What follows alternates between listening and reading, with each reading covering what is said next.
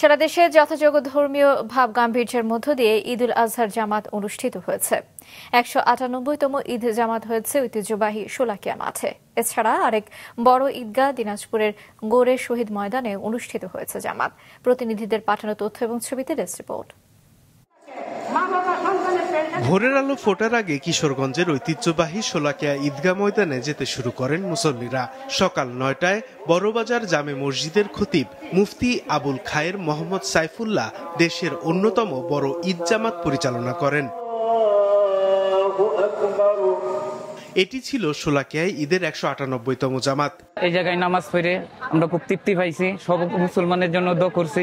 উন্মুক্ত ময়দানে ঈদগাহে নামাজ পড়া দূর দূরান্ত থেকে আসা মুসল্লিদের নিরাপত্তায় আইন শৃঙ্খলা বাহিনী ছিল তৎপর। CCTV, watch tower, live camera, drone camera, বিভিন্ন ধরনের টেকনিক্যাল ইকুইপমেন্টের সহযোগিতায় ৪ স্তরের নিরাপত্তা বলয় তৈরি করেছি।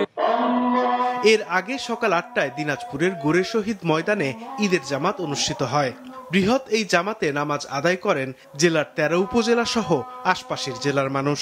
মোনাজাতে প্যালেস্টাইন সহ মুসলিম উম্মার শান্তি কামনা করা হয়।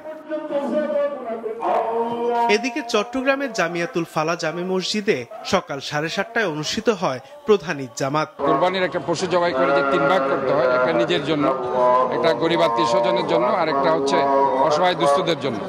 এই চিন্তা ভাবনাটা যাতে আমাদের থাকে। খুলনায় সার্কিট হাউস ময়দানে ঈদের প্রধান জামাত অনুষ্ঠিত হওয়ার কথা থাকলেও বৈরী আবহাওয়ার কারণে তা হয় টাউন হল জামে মসজিদে।